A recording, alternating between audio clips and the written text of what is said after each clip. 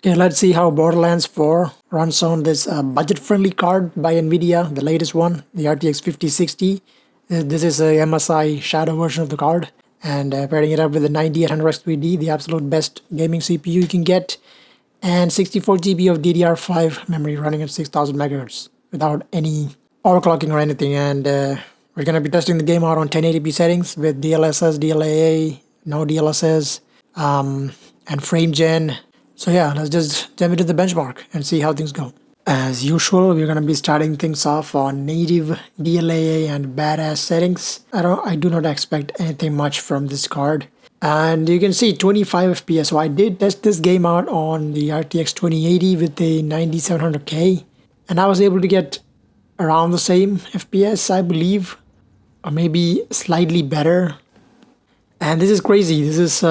I tested the game out in a different area, so that might be the case, because this area is like full of vegetation and has like these big trees around the area, so that may be the reason why it's like a little bit more intensive compared to the area that I was in when I was testing 2080. So it is like pretty much similar to the 2080 performance right now on badass native settings, and it's completely unplayable. 19, not even 20 FPS. And we test this on the 5080 and I was able to get 60 plus FPS, like almost 70 FPS on the same settings.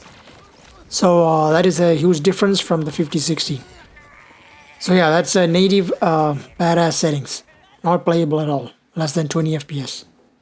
Alright, now let's go straight to DLSS performance, because I don't think quality or DLSS balanced is gonna get us any better. So DLSS performance. Gotta wait a little bit before the whole thing loads up. And 22 FPS, 25 FPS. I mean, it is better, but not even getting 30 FPS on these settings. That is kinda sad. This is DLSS performance, so this is actually upscaled from 540p to 1080p, and this is badass settings. Badass settings is insanely intensive for some reason. I think it's because of Unreal Engine's Lumen and ray tracing, I guess. I don't know if it's turned on. Just let me know in the comments if it's actually turned on when you're on badass settings, because I don't see any other reason why it's so intensive, you know. So yeah, not that great. Okay, now let's try turning off DLSS and go for TSR. So this is also native resolution again, to see if there's any difference from DLAA and TSR.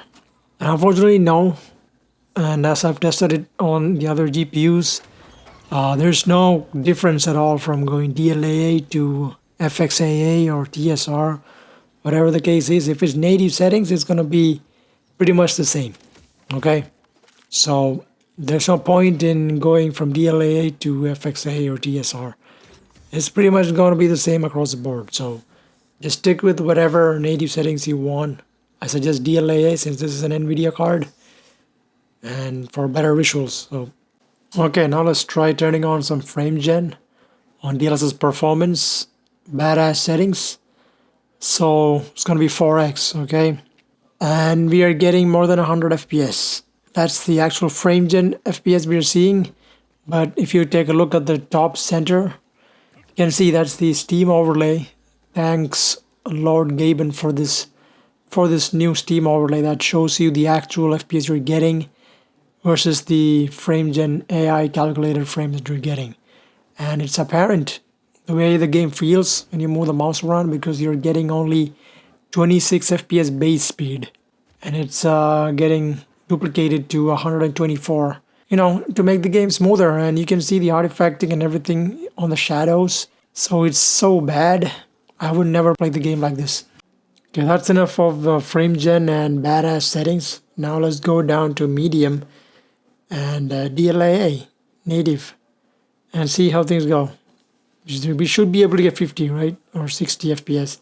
And we are like a little bit short of 60 FPS. We are getting 55 on native medium settings. And we are pretty much using 8 GB of VRAM as well.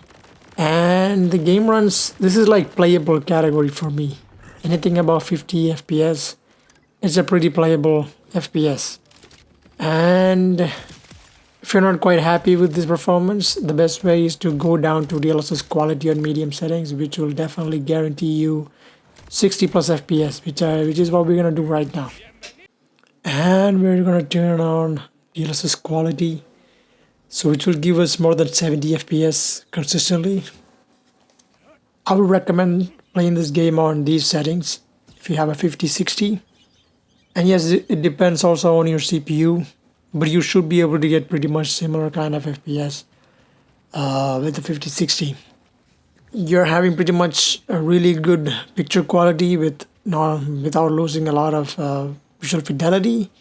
Like, the details are pretty much all there, so the game still looks good, and you're getting a really decent FPS. This is like definitely playable, smooth gameplay right here. No stuttering whatsoever. I didn't notice anything like that. And the game is really playable, so yeah, this will be my recommended settings on this game with the 5060. Okay, now let's try on low settings on native and see if that gives us 60 FPS finally. Is there like any setting that can give us 60 FPS native? Let's find out. And seems like, yes, we are able to get more than 60 FPS on low settings. So it is actually staying above 70, which is a good sign, you know. So yeah, it is possible to get more than 60 FPS if you actually play it on low settings. This is a brand new 60 series card, you know, brand new budget range card. And you need to go all the way to low settings to be able to play this game with 60 FPS, the times we are living in. Do you guys remember back in 2021 when you guys could play pretty much max out games on 1080p on the 3060 Ti? Yeah, I miss those days. Man, the 3060 Ti is a beast still.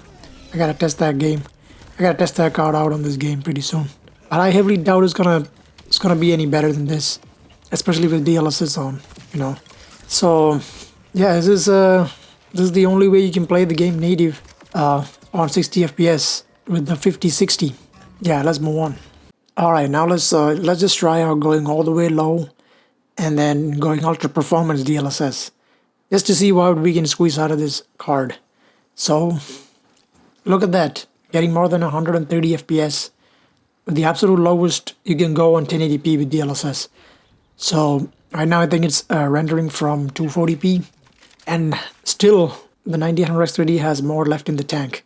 And right now we are not still CPU bottleneck. You can see the X3D chip is still on like under 50% usage, which means it's not getting that hammered like we've seen in the other GPUs. Like for example, the 5080, it was like below 70% usage on these settings. So just to see what we can do on 720p and squeeze some more out of the CPU, I was just gonna go down to 720p on the same settings with DLSS Ultra Performance. Okay, now we are in 720p, and you can see we are able to get 30 something FPS additional compared to 1080p. And I don't even know what resolution this is upscaled from, because this is 720p on the screen, but it's actually DLSS Ultra Performance, so it's probably a 140p or something like that. If you're getting more FPS, you're getting 30 plus additional FPS. So I think that's the best you can get with this GPU and CPU combo. And you can still see the 5060 is at 96% usage still now, even on 720p DLSS Ultra Performance. That's crazy. And finally, let's just turn on MFG 4X and see how much FPS we can squeeze out. And getting more than 370 FPS, which is crazy numbers, but when you look at the top graph, the Steam overlay, you can see the actual FPS is 87. Like, so we're half the FPS that we actually got native, or I mean without the frame gen. So that's what they do. They just cut down half FPS that we usually got just with upscaling and DLSS, and we are just losing half of it just so that we can get more frames for lesser, smoother gameplay. So we used to get 150 FPS without frame gen, and with frame gen on 4X, you're getting only 87 FPS base. That's insane. See, this is why I hate frame gen. You just lose out on the smooth gameplay just for sort of actually playing the game smoother. It just fake smooth. I don't know if that's the thing. But yeah, you get the point. So that'll be it for this video. I hope you guys enjoyed this video. If you did, leave a like, subscribe, and hope you guys are having a great time wherever you are. Catch you guys in the next one. Peace out.